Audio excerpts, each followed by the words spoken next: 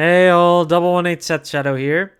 It's sneak preview weekend for Dimensional Transcendence, the third Divine set of Cardfight Vanguard. And when it comes to pre-order prices on TCG Player, they're not looking too different from what you'd expect. Box prices are starting off at around 66 a piece, and then case prices 1175 right now, so almost 1200 to pick up a case.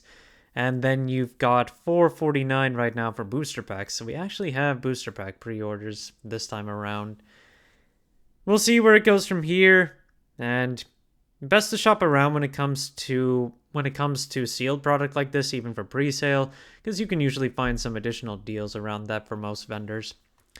Talking a little bit about Triple Drive exclusives, we have Luhan, which is the Horse Knight from Cater's Sanctuary. And this used to be the most popular of the exclusives that were available in that set. The card has dropped off pretty significantly, so the whole deck has become a whole lot more affordable since then. 33 listings on the Grade 3, with a market price that has dropped off to just over $4, and they're not selling much higher than $5 as of late, with more consolidation around $4 to $5. So picking these up for 4 a piece is pretty easy now. Before, it used to be around 8 to 10 pretty consistently, and sometimes even higher. Schwarzer Ains, the rare version of this card, is catching up to the FR, where the FR was out of stock a while back, but ended up getting more cheap listings on the market. But now the rare has listings as low as $1, which is where the FR is also starting at right now, and a market price of 74 cents, so it is making its way up there. Ainz is a pretty decent generic when it comes to Brandgate, so it's no surprise that we're starting to see this kind of movement, especially since we'll probably not see any reprints on that. Welstra is also getting new support down the line, which could also be contributing to that factor. Asro Unica. With the new support that Alma Adjusters have been getting, I haven't looked at this card in a while, but it hasn't changed too much. 16 listings on the triple rare, and it's still holding at under the $10 mark, with a base price of $9 and a market price under $8 at this point. And the FFR is currently at a market price of about $71, and then it's about $100 to pick up for its base listing as an FFR. Burrow Mushrooms has taken a huge fall ever since its reprint, where you can now pick up the original rare or the promo at under $1, and the market prices are now in the 70-cent range. The FR is still the most expensive, but it's dropped off to $625 base, and the market price is around $650, whereas the foil version, which you get in the promo pack, has a market price of $402, but it has 30 listings overall and a base listing of $225 right now. I mean, it's still a good staple to have on hand, so if you didn't get it before, probably a good idea just to grab a playset now. If anything gives this card a reason to come back in heavy use in Standard, it'll probably go back up at least to another $1.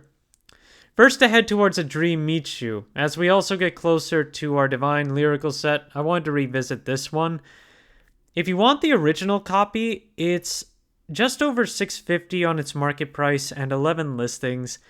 And when it comes to the alternate art that you can pick up, which is VTuber sponsored, Sakura Miko is much cheaper right now at $1 and a market price of just around $1 as well.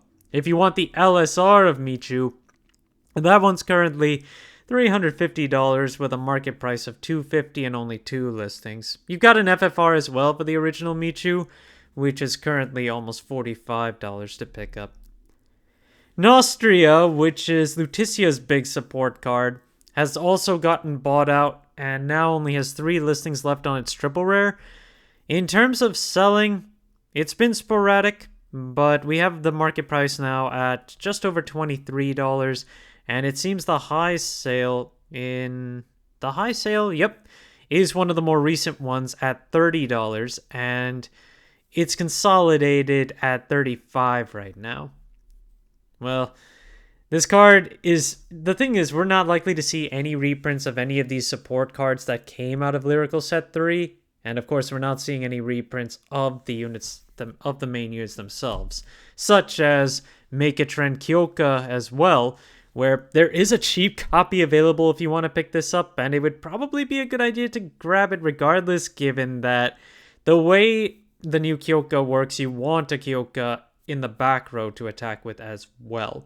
So just to keep that in mind, there's a 34-cent listing on it right now, but the market price is still $9, and ultimately you have to pick it up for about $5 base, aside from this one cheap listing that's available.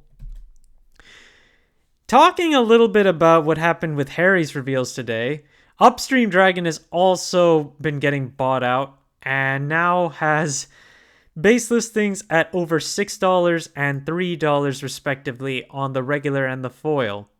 Yep.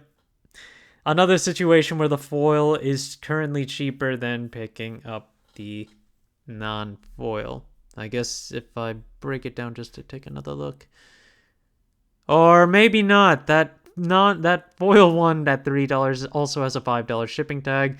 So there are only 4 listings available right now on Upstream for the foil, and there's only 1 listing left on the regular one. So yeah, Upstream Dragon's going as well.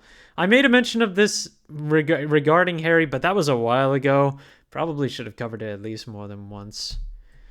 Selfish Engraver. I've been seeing some things on social media today in regards to using this card for countercharging in Harry, which is definitely plausible, but more so for the late game, I think. In any case, right now there's still a good number of copies available. 22 listings if you want to pick up the regular common. If you want the foil, those are over $250 right now, and the market price is $213. 6 listings available on that one. Selfish Engraver is a pretty good generic for Dark States anyway, given that it's both a countercharger and an on-pressure hit for Soul Charge. So flexible, and I can see why people are considering this one right now for Harry. Nixazila, which is the purple Dark Overtrigger, however you like to refer to it. With Harry's reveals, I wanted to take another look at this one as a potential option for that deck. And right now, currently the card is at a market price of just around $11. And in terms of recent sales, we're still looking at a range. They've still been selling as high as $15, but as low as $10. So I think we've hit the low point on this card, and there is a fair chance of an uptrend to come back. It depends though. Last time with Festival 2023, we didn't have as many generic overtriggers to pick from. This time around, we've got the 4 generics, the red, blue, light, and dark ones now. So I still think this card will see a value increase, but I'm not sure just how much by. Then we've also got Dark Bond Abyss, Surga, and Dargage. I think this one is meant more so for Dayusha, but the number of listings on this one just suddenly saw a drop, and now we've only got 10 listings on the triple rare. $678 is the current base price, and $677 is the market price. The FFR is still available. The market price and the base price are almost aligned, and only 3 listings on that one. It's under $55 at this point. But something else that did get bought out is Time Turner Dragon Clockwise. This is the discard cycler from Festival 2024 for Dark States, and I would think this has to do more with the fact that you need to use Manticore for multi-attack on the first stride, because Harry's first stride does not allow for multi-attack on its own. You would have to use the stride fodder that comes out of it, the Manticore, which got revealed.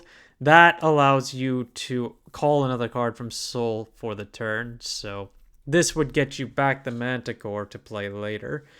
But the card got bought out, and now the base listing is $28 on the triple rare. The market price on it is $5.96.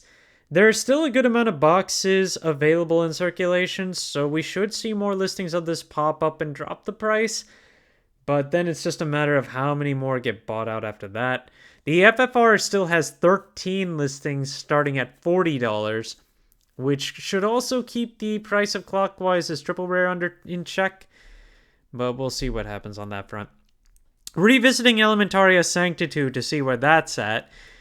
The most recent prints we've had are the alternate playable one that comes from 2024, but that one is the cheapest on the market at about $5. Really only necessary if you're playing a non-stride grade 4 deck in most cases. You also have the ones that got reprinted in the premium deck sets, and those are still the cheapest on the market at $10 to $12 respectively.